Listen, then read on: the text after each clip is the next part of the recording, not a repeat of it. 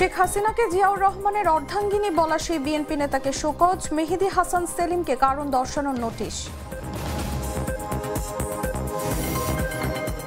বাগেরহাটে 4টি সংসদীয় আসন কমানোর গেজেট অবৈধ ঘোষণা হাইকোর্টের। 4টি আসন পুনর্স্থাপনের নির্দেশ দিয়েছেন আদালত। সারা দেশে 24 ঘন্টায় ডেঙ্গুতে আরও 2 জনের মৃত্যু, ভর্তি হয়েছেন 1179 জন। চলতি বছরে মৃতের সংখ্যা বেড়ে 315, শনাক্ত রোগী 79,722। রাশিয়ার দাগেস্তানে সামরিক হেলিকপ্টার বিধ্বস্ত, 4 নিহত 2 আহত, রোসাভিয়াৎসিয়া তদন্ত শুরু। এবং ফুটবলারদের নিয়ে আসিফের কটু মন্তব্য, বিসিবির কাছে ব্যাখ্যার দাবি বাফুফের সভাপতির।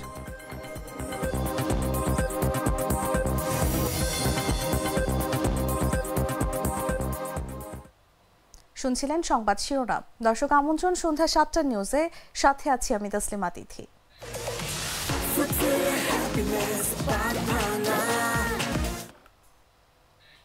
চলে যাচ্ছি পুরো খবরে।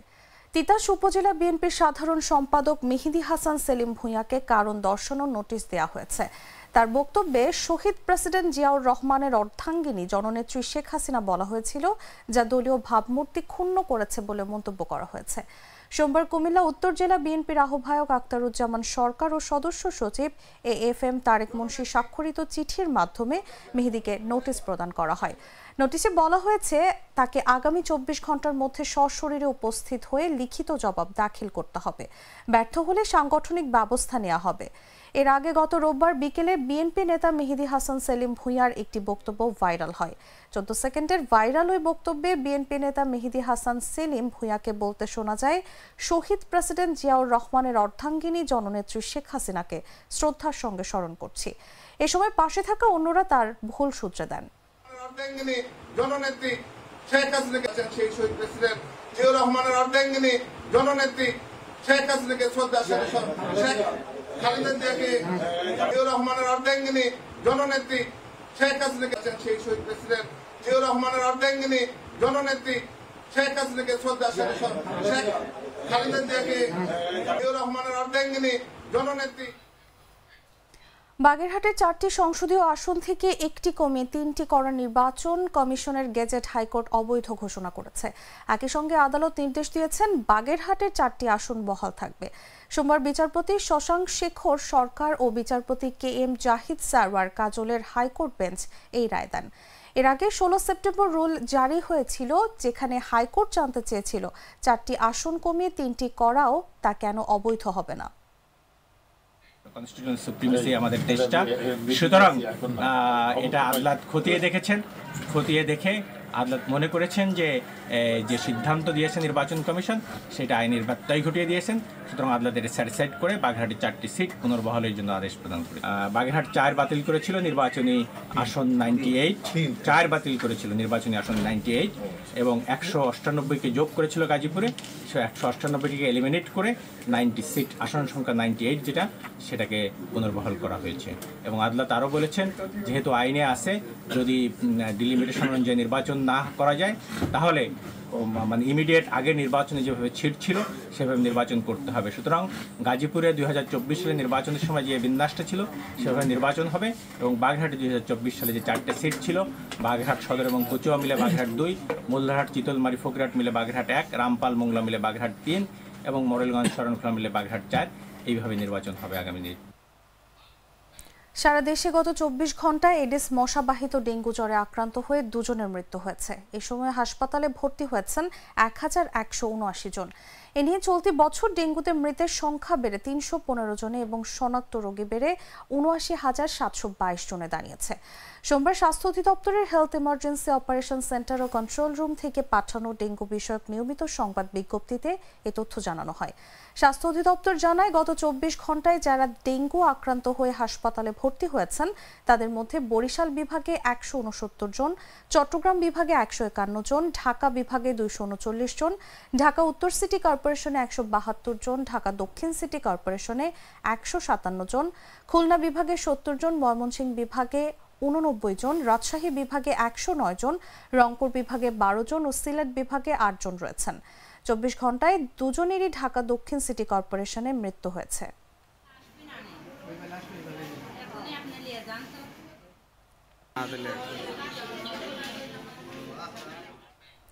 নাটোরে জেলা বিএনপির কার্যালয়ে আয়োজিত মতবিনিময় সভায় প্রধান অতিথির বক্তব্যে শহীদ মীর মুগ্ধের যমজ ভাই মীর মাহবুবুর রহমান স্নিগ্ধ বলেন, ১৭ বছর ধরে খুনি ফ্যাসিস্ট সরকারের শাসনে দেশের মানুষ ও বিএনপিকে সবচেয়ে বেশি নির্যাতিত হতে হয়েছে। আন্দোলনের সময় আমরা আপোষ করিনি, গণভবনে আপোষের চেষ্টা হয়েছিল, বাধ্য হয়ে আত্মগোপনে থাকতে হয়েছে। তিনি জানান, বেগম জিয়া যেমন সন্তানের লাশ ধরে নীরবে দাঁড়িয়েছিলেন, তেমনি মীর মুগ্ধের লাশ নিয়েও দাঁড়িয়েছিলেন। জুলাই গণঅভ্যুত্থানে ২,০০০ মানুষ প্রাণ দিয়েছে। স্নিগ্ধ বলেন, ফ্যাসিস্টদের পতনের মাধ্যমে হত্যার প্রতিশোধ নিতে হবে এবং তারেক রহমানের নেতৃত্বে শহীদদের স্বপ্নের দেশ গড়া সম্ভব।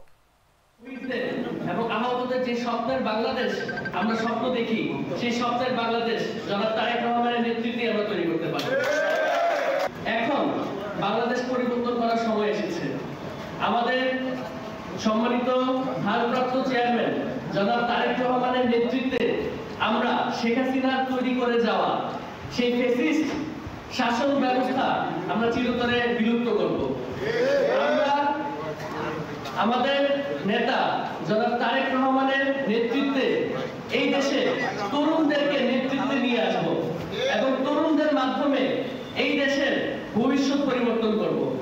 আমরা বিভিন্ন উন্নত দেশে দেখি তরুণরা নেতৃত্বে আসছে এবং দেশের পরিচালনার জন্য রাজনীতিতে যুক্ত হয়ে দেশকে। টাঙ্গাইলের গোপালপুরে উপজেলা নির্বাচন অফিসে বিএনপি নেতাকর্মীদের বিরুদ্ধে হামলা ও ভাঙচুরের অভিযোগ উঠেছে। এ ঘটনায় উপজেলা নির্বাচন কর্মকর্তা Mohammad Nazrul Islam, data entry operator Amjad Hossain ও স্ক্যানিং অপারেটর সুমন আহত হয়েছেন। সোমবার ৩০ থেকে ৪০ জন বিএনপি ও অঙ্গ সংগঠনের নেতাকর্মী হঠাৎ অফিসে প্রবেশ করে নির্বাচন কর্মকর্তার উপর হামলা চালায়। পরে আরও ২ জন স্টাফকে মারধর করা হয়। অফিস ভাঙচুর হয় এবং গুরুত্বপূর্ণ নথিপত্র ছিঁড়ে ফেলা হয়। সহকারী উপজেলা নির্বাচন কর্মকর্তা আবু রায়হান বলেন, আমরা সম্প্রতি কিছু দালাল চক্রের সুবিধা বন্ধ করেছি, এজন্য হামলা হতে পারে। সিনিয়র জেলা নির্বাচন কর্মকর্তা মোহাম্মদ তাজুল ইসলাম জানান, ঘটনাস্থলে রয়েছেন এবং ঊর্ধ্বতন কর্তৃপক্ষকে জানানো হবে। সরকারি অফিস ভাঙচুর ও কর্মকর্তার উপর আঘাতের ঘটনায় মামলা প্রক্রিয়াধীন। উপজেলা বিএনপির সাধারণ সম্পাদক কাজী লিয়াকত দাবি করেন, নির্বাচন কর্মকর্তা অনিয়ম ও দুর্নীতির সঙ্গে জড়িত। জেলা পুলিশ সুপার মিজানুর রহমান বলেন, অভিযোগ থাকলে লিখিতভাবে দিতে পারতেন। যে এসপি মহোদয় ছিল, তো আমরা বসছিলাম। এখন সিদ্ধান্ত যেটা হলো, এসপি মহোদয় মাত্র বেরোলো, নির্দেশনা দিয়ে গেছে হলো যে এটা মামলা করার জন্য আর কি।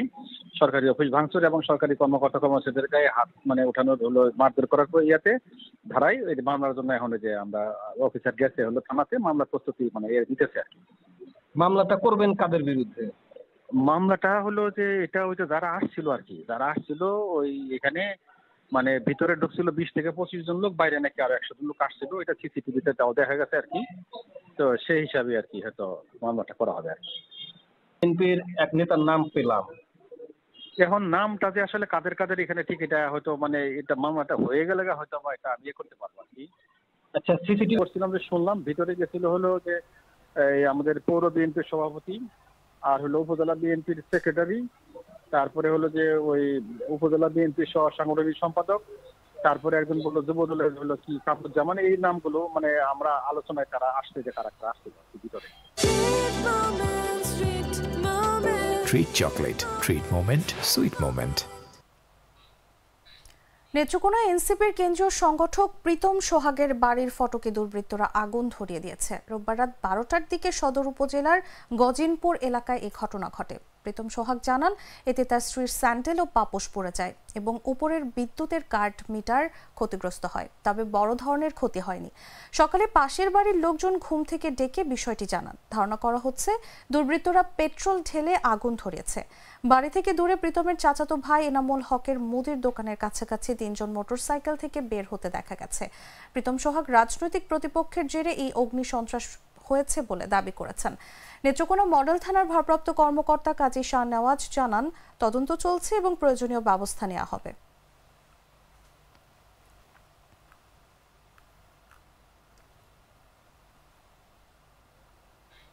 তারুণ্যের উৎসব উপলক্ষে নওগাঁয় উদ্যোক্তা মেলা ও পিঠা উৎসব অনুষ্ঠিত হয়েছে। সোমবার সদর উপজেলা পরিষদ অডিটোরিয়ামে এর উদ্বোধন করেন জেলা প্রশাসক মোহাম্মদ আব্দুল আওয়াল। জেলা প্রশাসক ও মহিলা বিষয়ক অধিদপ্তরের আয়োজনে এই মেলা অনুষ্ঠিত হয়। শীতের শুরুতেই পিঠা উৎসবে ভাপা পিঠা, পাটিসাপটা, তেলের পিঠা, নকশি পিঠা, ঝাল পিঠা, চিতই পিঠা, কুলি পিঠা, জামাই পিঠা সহ অন্তত 50 প্রকারের পিঠার পসরা সাজিয়ে বসেছিলেন উদ্যোক্তারা। এর পাশাপাশি আচার ও হাতে তৈরি পোশাক পণ্য প্রদর্শন করে উদ্যোক্তারা।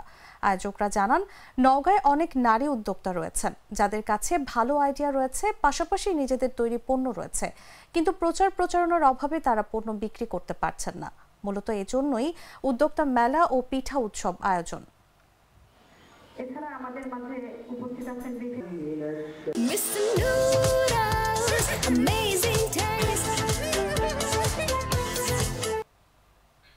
জানাবো আন্তর্জাতিক সংবাদ।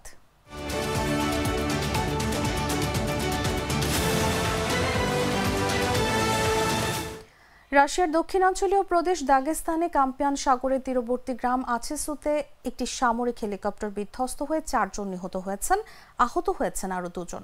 ধ্বংস হওয়া হেলিকপ্টারটি K-226 লাইট ইউটিলিটি হেলিকপ্টার। নিহত ও আহতরা সবাই রাশিয়ার রাষ্ট্রায়ত্ত সমরাস্ত্র কারখানা কিজলায়ার ইলেকট্রোম্যাগনেটিক প্ল্যান্টের কর্মী। হেলিকপ্টারটিকে নামানোর সময় সেটির পেছনের অংশ মাটিতে আঘাত করলে তা ভেঙে যায়, ফলে ভারসাম্যহীনতা সৃষ্টি হয় এবং সেটি চালকের নিয়ন্ত্রণের বাইরে চলে যায়। চালক শেষ পর্যন্ত হেলিকপ্টারটি সাগর তীরে নামানোর চেষ্টা করলেও সফল হননি। হেলিকপ্টারটি কিছুক্ষণের জন্য উড়লেও শেষ পর্যন্ত সাগর তীরে আছড়ে পড়ে এবং আগুন ধরে যায়। নিহতদের মধ্যে KEMZ এর কনস্ট্রাকশন অ্যান্ড ট্রান্সপোর্ট সাপোর্ট বিভাগের উপমহাপরিচালক আচালো মাগেমেদভও রয়েছেন। প্রাথমিকভাবে রুশ সংবাদ মাধ্যম জানিয়েছিল নিহতরা পর্যটক, পরে নিশ্চিত করা হয় তারা কোম্পানির কর্মচারী। রাশিয়ার রাষ্ট্রায়ত্ত বিমান চলাচল সংস্থা রোসাভিয়াৎসিয়া দুর্ঘটনার তদন্ত শুরু করেছে এবং এটিকে বিপর্যয় হিসেবে উল্লেখ করেছে।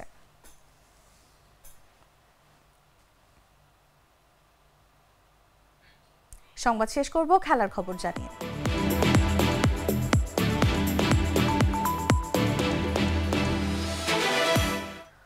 বাংলাদেশ ফুটবল ফেডারেশনের সভাপতি তাবিথ আওয়াল বিসিবিকে লিখিতভাবে ব্যাখ্যা দাবি করেছেন। অভিযোগ, বাংলাদেশ ক্রিকেট বোর্ডের পরিচালক আসিফ আকবর ক্রিকেট কনফারেন্সে ফুটবল ও খেলোয়াড়দের নিয়ে চরম অবমাননাকর মন্তব্য করেছেন।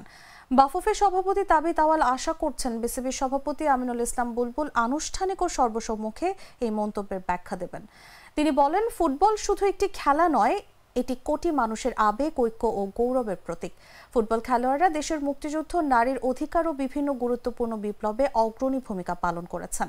তাবিথ আওয়াল মন্তব্য করেন, অভিজাত ও মারামারি শব্দ ব্যবহার করে ফুটবল ও খেলোয়াড়দের অসম্মান করা হয়েছে, যা ক্রীড়ার মৌলিক মূল্যবোধের পরিপন্থী। তিনি এই ঘটনায় বাফুফে ও দেশের কোটি ক্রীড়া মোদির পক্ষ থেকে আনুষ্ঠানিক ব্যাখ্যা প্রত্যাশা করছেন। এর আগে আসিফ আকবর কনফারেন্সে বলেন, ফুটবলারদের ব্যবহার খুব খারাপ, ক্রিকেট আভিজাত্যের খেলা, প্রয়োজন হলে মারামারি করব।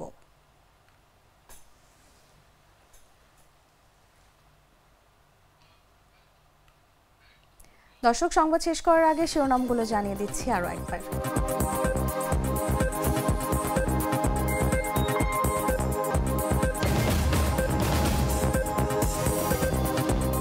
শেখ হাসিনাকে জিয়াউর রহমানের অর্ধাঙ্গিনী বলা সেই বিএনপি নেতাকে শোকজ, মেহেদী হাসান সেলিমকে কারণ দর্শানোর নোটিশ। বাগেরহাটে 4টি সংসদীয় আসন কমানোর গেজেট অবৈধ ঘোষণা হাইকোর্টের, 4টি আসন পুনর্স্থাপনের নির্দেশ দিয়েছেন আদালত।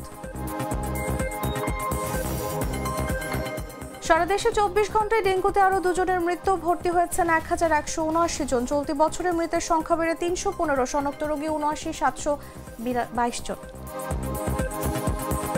রাশিয়ার দাগেস্তানে সামরিক হেলিকপ্টার বিধ্বস্ত, 4 নিহত, 2 আহত। রোসাভিয়াৎসিয়া তদন্ত শুরু। এবং ফুটবলারদের নিয়ে আসিফের কটু মন্তব্য, বিসিবির কাছে ব্যাখ্যা দাবি বাফুফের সভাপতির।